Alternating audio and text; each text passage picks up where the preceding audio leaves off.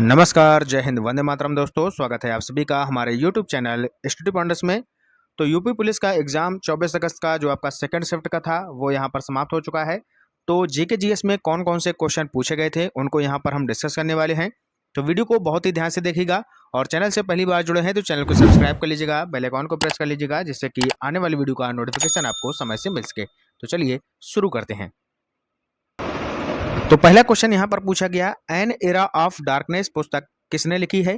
तो बहुत ही सिंपल पुस्तक आपसे पूछी गई है। एन एरा ऑफ डार्कनेस पुस्तक जो है ये लिखी गई है शशि थरूर के द्वारा। ऑप्शन नंबर डी हमारा राइट आंसर हो जाएगा। अगला क्वेश्चन है, G20 देशों में जी अक्षर का अर्थ क्या है।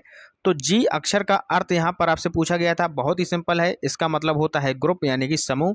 ऑप्शन नंबर डी आपका राइट आंसर हो जाएगा। क्लियर। नेक्स्ट क्वेश्चन है, क्षेत्र कार्य आधारित अनुसंधान को इस प्रकार वर्गीकृत किया गया है। तो बताइएगा किस प्रकार वर्गीकृत किया गया है।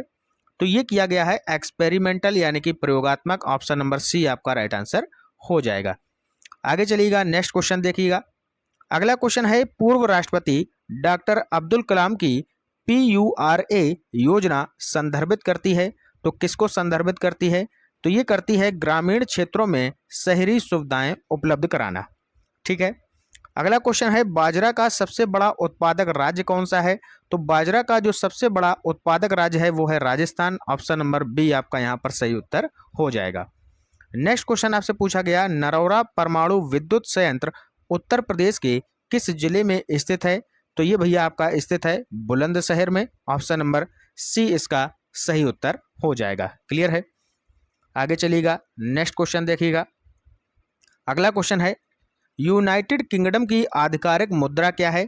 तो हमने आपको बताया था अभी तक आपसे राजधानी पूछ रहा है, आगे यहाँ पर आपको मुद्रा से भी क्वेश्चन बनेगा। तो देखिएगा यहाँ पर आपसे पूछ लिया यूनाइटेड किंगडम यानी कि यूके की जो आधिकारिक मुद्रा है वो क्या है। तो ये हो जाएगी pound sterling. Option number A इसका राइट आंसर हो जाएगा। क्लियर है। अगला क्वेश्चन है, ग्रीन हाउस गैस क्या है। तो ग्रीन हाउस गैस क्या है। तो ये है भैया गैस जो अवरक्त विकिरण उत्सर्जित और अवशोषित करती है, यानी कि ऑप्शन नंबर बी हमारा इसका सही उत्तर हो जाएगा। क्लियर है। आगे चलिएगा, नेक्स्ट क्वेश्चन देखिएगा। अगला क्वेश्चन यहाँ पर दिया है कि प्रत्येक पंजीकृत आपूर्तिकर्ता को दी गई पहचान संख्या डैश है। तो बताइएगा क्या हो जाएगी ये जो पहचान संख्या है, इसको क्या बोला जाता है। तो इसको बोला जाता है GSTN। ठीक है, GSTIN। ठीक है, पहला ऑप्शन आपका राइट आंसर हो जाएगा। क्लियर है। अगला क्वेश्चन देखिएगा।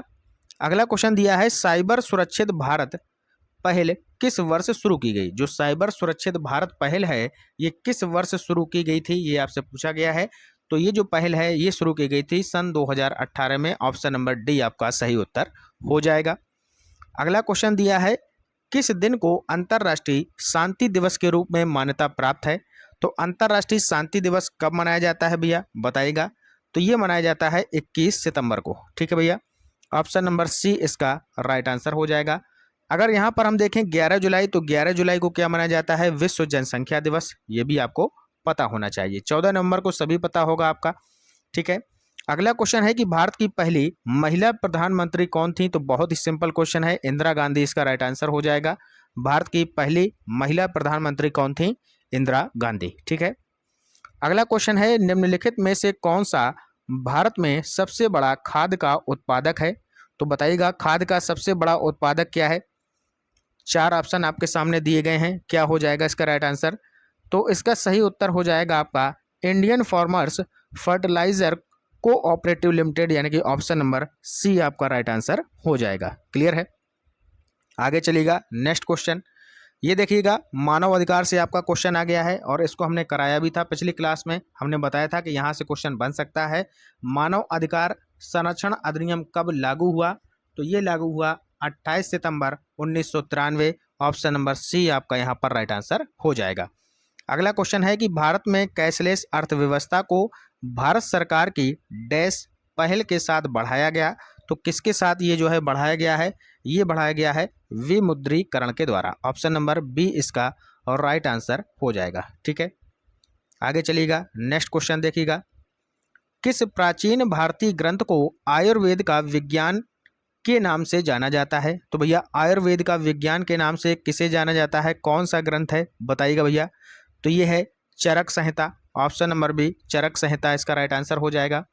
नेक्स्ट क्वेश्चन, भारतीय संविधान के किस अनुच्छेद में पंचायतों की स्थापना का प्रावधान है? तो जो पंचायतों की प्रावधान है ये है अनुच्छेद 243 में 243 इसका राइट आंसर हो जाएगा। क्लियर। नेक्स्ट क्वेश्चन बताइएगा। अगला क्वेश्चन है, किस दिन को विश्व मौसम विज्ञान दिवस के रूप में मनाया जाता है? तो ये मनाया जाता है किस दिन भैया?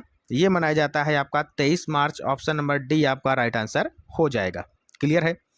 अगला क्वेश्चन है, एसएसी कोड में अंक होते हैं तो भैया कितने अंक होते हैं ये आपको पूछा गया है।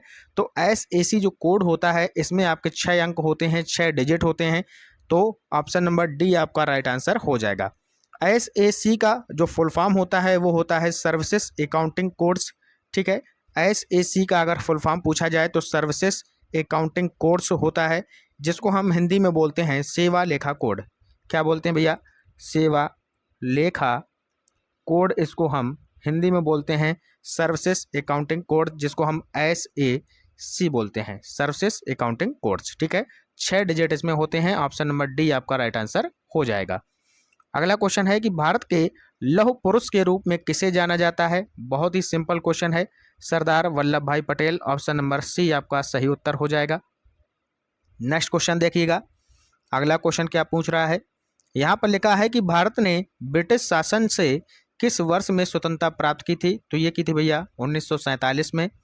अगला क्वेश्चन है, 1997 में अपनाई गई किस अंतर्राष्ट्रीय संधि का उद्देश्य रासायनिक हथियारों के उत्पादन, भंडारण और प्रयोग को समाप्त करना है? बताइएगा क्या हो जाएगा इसका सही उत्तर। तो इसका सही उत्तर हो जाएगा CWC, यानी कि रासायनिक हथियार सम्मेलन CWC। ऑप्शन नंबर ए हमारा इसका सही उत्तर हो जाएगा। आगे चलिएगा। अगला क्वेश्चन देखिएगा। जम्मू और कश्मीर में वॉर अगेंस्ट वेस्ट के लिए राजदूत के रूप में सितंबर 2023 में किसे नामित किया गया था? बताइएगा किसे नामित किया गया था। 4 ऑप्शन आपके सामने दिए हैं, क्या हो जाएगा इसका राइट आंसर। तो इसका सही उत्तर हो जाएगा कैप्टन बाना सिंह। ऑप्शन नंबर डी इसका सही उत्तर हो जाएगा। ठीक है। अगला क्वेश्चन है, कोशिका में राइबोसोम का मुख्य कार्य क्या होता है? तो बताइएगा राइबोसोम का मुख्य कार्य क्या होता है।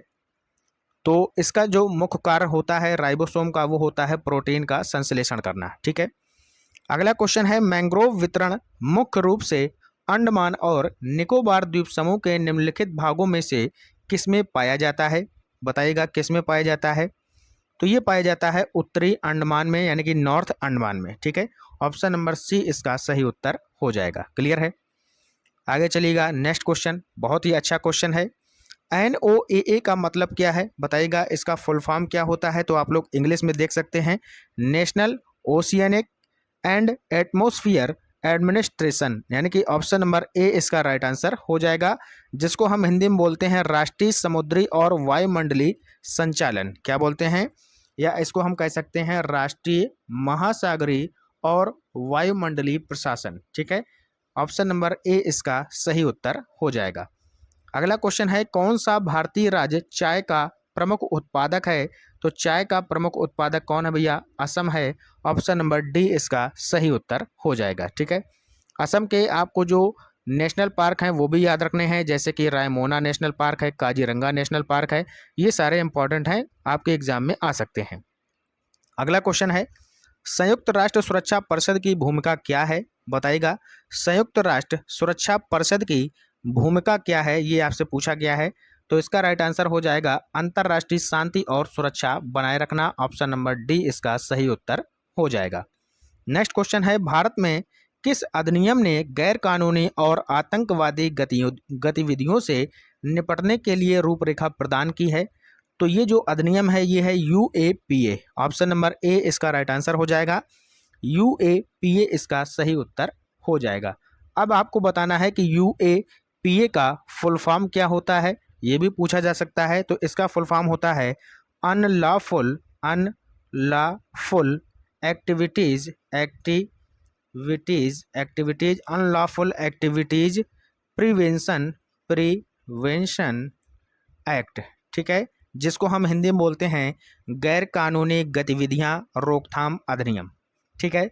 ये आपका कब लाया गया था? तो ये लाया गया था 1967 में, ये भी आपको याद रखना है।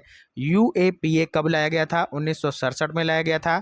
इसका फुल फॉर्म होता है अनलॉफुल एक्टिविटीज प्रिवेंशन एक्ट, जिसको हम हिंदी में बोलते हैं गैर कानूनी गतिविधियां रोकथाम अधिनियम, ठीक है। और इसका जो वर्णन है वो हमारे संविधान में आर्टिकल 19(1) में है, ये भी आप लोग ध्यान रखिएगा। अगला क्वेश्चन है, ज्यामिति के जनक के रूप में किसे जाना जाता है? पाइथागोरस को, केपलर को, अरस्तु को या फिर यूक्लिड को? तो यूक्लिड को जाना जाता है। ऑप्शन नंबर डी यहाँ पर राइट आंसर हो जाएगा। अगला क्वेश्चन देखिएगा। अगला क्वेश्चन क्या दिया है? सोशल मीडिया संचार में एनालिटिक्स टूल्स, जिसको हम विश्लेषण उपकरण कहते हैं, इसका जो उपयोग है, उपयोग करने का प्राथमिक लाभ क्या है? तो बताइएगा, इसका जो उपयोग है, प्राथमिक लाभ इसका क्या है? तो इसका लाभ है कंटेंट संपादित करना। ऑप्शन नंबर ए, ठीक है, क्लियर है। आगे चलिएगा, नेक्स्ट क्वेश्चन देखिएगा। डैश लगा है और आगे लिखा है वह धन जो वैध तरीकों से अर्जित किया जाता है और इसका हिसाब किताब रखा जाता है, जिसके लिए आयकर या अन्य कर का भुगतान किया जाता है। तो वैध जो तरीके से अर्जित किया गया धन होता है वो होता है व्हाइट मनी, यानी कि सफ़ेद धन। ऑप्शन नंबर बी इसका सही उत्तर हो जाएगा। आगे चलिएगा, नेक्स्ट क्वेश्चन आपके सामने यहाँ पर लिखा है, भारतीय संविधान की प्रस्तावना में कौन सा शब्द यह दर्शाता है कि भारत किसी भी बाहरी नियंत्रण से मुक्त है? तो ये भैया कौन सा शब्द है? तो ये आपका जो शब्द हो जाएगा ये हो जाएगा आपका संपूर्ण प्रभुत्व संपन्न, ठीक है। अगला क्वेश्चन है, भारत में निम्नलिखित में से कौन सा पठार अरावली और विंध्य क्षेत्र के बीच स्थित है? तो ये है भैया मालवा का पठार। ऑप्शन नंबर डी आपका यहाँ पर राइट आंसर हो जाएगा, मालवा का पठार, ठीक है। आगे चलिएगा, नेक्स्ट क्वेश्चन देखिएगा। अगला क्वेश्चन दिया है, सोशल मीडिया में कंटेंट क्यूरेशन शब्द का क्या अर्थ है? बताइएगा भैया, कंटेंट क्यूरेशन शब्द का क्या अर्थ है? तो इसका अर्थ होता है अन्य स्रोतों से प्रासंगिक कंटेंट का चयन, आयोजन और साझाकरण है। ऑप्शन नंबर डी यहाँ पर आपका राइट आंसर हो जाएगा। नेक्स्ट क्वेश्चन देखिएगा। अगला क्वेश्चन है, पेनिसिलिन की खोज जिसने चिकित्सा में क्रांति ला दी है का श्रेय दिया जाता है? तो पेनिसिलिन की खोज की थी अलेक्जेंडर फ्लेमिंग ने। ऑप्शन नंबर सी आपका राइट आंसर हो जाएगा। नेक्स्ट क्वेश्चन है, भारत रूस वार्षिक शिखर सम्मेलन का महत्व क्या है? तो बताइएगा, भारत रूस वार्षिक शिखर सम्मेलन का महत्व क्या है? तो इसका संबंध है, इसका जो महत्व है वो है रणनीतिक साझेदारी और रक्षा सहयोग को मजबूत करना, ये उसका उद्देश्य है। ऑप्शन नंबर ए यहाँ पर आपका राइट आंसर हो जाएगा। क्लियर है? तो इसी के साथ हमारा ये जो जीके का पोर्शन है यहाँ पर कंप्लीट होता है। आगे यहाँ पर आप देख सकते हैं, इसके बाद रीजनिंग के क्वेश्चन आ चुके हैं। यहाँ पर देख सकते हैं, संबंधित शब्द ज्ञात कीजिए। अभाज्य का जिस तरीके से रिलेशन है भाज्य से, चलिए एक क्वेश्चन हम आपको बता देते हैं। उसी तरीके से आपको निकालना है विषम का संबंध किससे होता है, ठीक है। तो देखिएगा, एनालॉजी का ये क्वेश्चन है, इसको कैसे करना है देख लेते हैं। अभाज्य और भाज्य ये एक दूसरे के पूरक होते हैं।